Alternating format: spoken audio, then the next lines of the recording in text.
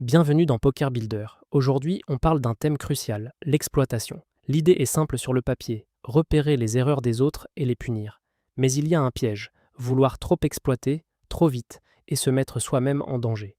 L'objectif de l'épisode, te donner 5 erreurs adverses très fréquentes, et pour chacune, une punition simple, concrète, applicable en jeu, sans te transformer en kamikaze. Avant de commencer, une règle d'or, exploiter, ce n'est pas inventer. C'est ajuster légèrement une stratégie solide, sur des infos fiables. Plus tu as peu d'infos, plus tes ajustements doivent être petits. Allez, on part sur 5 erreurs, 5 punitions. Erreur numéro 1, vilain fold trop souvent face au c-bet. Tu ouvres pré-flop, tu t-bet flop, et tu vois vilain abandonner encore et encore. Beaucoup de joueurs récréatifs, mais aussi certains réguliers passifs, foldent trop sur un simple bet au flop, surtout quand ils ont raté. Punition simple, c-bet plus souvent et plus petit. Pourquoi plus petit ? Parce que si ton but principal est de faire folder, tu n'as pas besoin de miser gros. Un petit c-bet, typiquement autour d'un tiers du pot, te fait gagner la dead money à moindre coût. Et si tu te fais payer, tu n'es pas ruiné. Exemple, tu relances pile au bouton, la grosse blinde paye. Flop, roi, 7, 2 arc-en-ciel. Vilain check. Si tu as remarqué qu'il fold beaucoup, tu peux c-bet 30% pot avec une tonne de mains. Des AO, des petites paires, des backdoors. L'idée n'est pas de bluffer comme un fou, c'est d'augmenter ta fréquence de petits bets sur des boards où tu représentes naturellement de la force. Le piège à éviter, surajuster sur 2 occurrences. Si la fold 2 fois, ça ne veut rien dire. Il te faut un vrai pattern, plusieurs mains, un profil ou des stats si tu joues en ligne. Erreur numéro 2, vilain paye trop souvent. C'est l'erreur la plus rentable du poker. Le joueur qui veut voir, qui call flop, call turn, call river, avec des mains de moyenne. Beaucoup de gens, quand ils pensent exploitation, pensent bluff. Mais contre un joueur calling station, le bluff est rarement la priorité. Punition simple, value plus épaisse, donc miser pour être payé par moins bien. Concrètement, ça veut dire élargir ta range de value bet. Des mains comme top pair kicker moyen, deuxième paire dans certains spots, ou une overpair sur un board dangereux, tu mises plus souvent et tu n'as pas peur d'être payé. Et niveau sizing, souvent tu peux miser plus cher, parce que s'il call trop, il va aussi call des tailles plus grandes. Exemple, tu ouvres, vilain paye. Flop, dame 8-3 avec 2 cœurs. Tu as dame-valet, il colle ton c-bet, turn, 1-2 briques. Si c'est un profil qui paye trop, tu peux barrel pour value assez cher parce qu'il va call avec dame 10, 8x, des tirages, parfois même des AO à cœur. Le piège à éviter, oublier la value et se mettre à outplay en bluffant. Contre un joueur qui paye trop, la compétence numéro 1, c'est de miser quand tu es devant.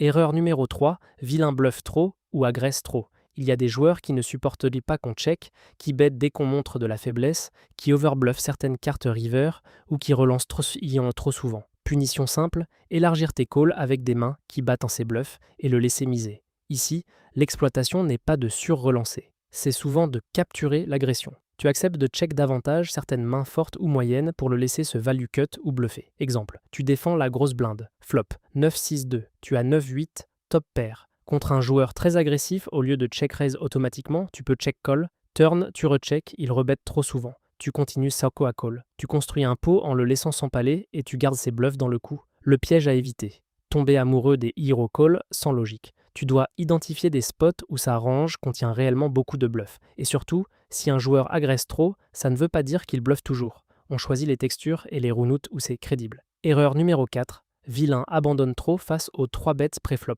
Certains joueurs ouvrent trop de mains mais n'aiment pas se faire 3 bêtes. Ils foldent énormément, surtout hors de position. Punition simple, 3 bêtes un peu plus souvent avec un sizing propre et surtout en position.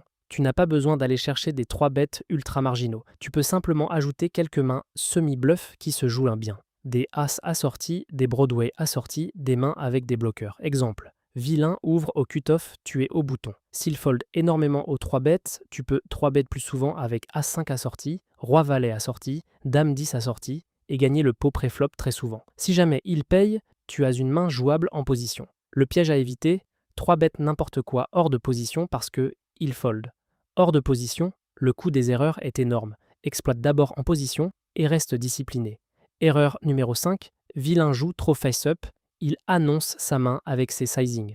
C'est un classique. Petit bet quand il est faible, gros bet quand il est fort. Ou au contraire, overbet uniquement en value. Ou check systématique quand il n'a rien. Punition simple, prendre des décisions plus simples basées sur ces patterns sans surcompliquer. Si tu vois un joueur qui mise tout petit uniquement quand il est en bluff, tu peux call plus souvent ses petits bets. S'il fait des gros bets uniquement en value, tu peux overfold sereinement quand il envoie très cher. Exemple, River, il fait un énorme bet, 2 fois le pot, et tu as observé qu'il ne fait ça qu'avec des mains très fortes. Ta punition, ce n'est pas un hero call pour l'ego, c'est un fold discipliné avec une main correcte. Ça aussi, c'est exploité. Éviter de donner de l'argent quand le signal est au clair. Le piège à éviter, croire qu'un sizing tell est universel. Certains joueurs équilibrent, d'autres inversent.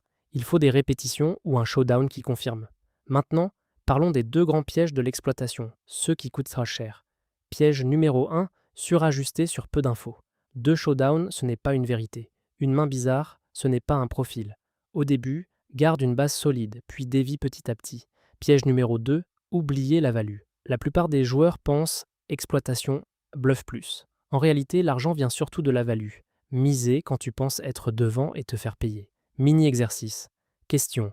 Si vilain paye trop, quelle est ta priorité? Réponse. La value. Exemple rapide. Tu as As-Dame sur un board, As, 10, 4. Vilain, call, le flop. Turn, brick. Contre un joueur qui paye trop, ta priorité c'est de miser encore pour value, même si tu as peur d'un As meilleur. Tu prends la ligne la plus rentable contre son erreur. Il va continuer avec As moins bon, 10-6, des tirages, parfois des paires. Pour finir, retiens une phrase. Exploiter, c'est punir une tendance, sans abandonner la discipline. Repère une erreur claire, applique une punition simple et mesure ton ajustement à la qualité de l'info. Et si tu veux progresser plus vite avec une méthode structurée, des ressources et des outils pour travailler ton jeu, va sur pokerbuilder.com. PokerBuilder, c'est une plateforme tout en un pour les joueurs de poker. Apprendre, s'organiser et construire un jeu solide, étape par étape. On se retrouve au prochain épisode. D'ici là, joue simple, repère les erreurs et prends la value quand elle est là.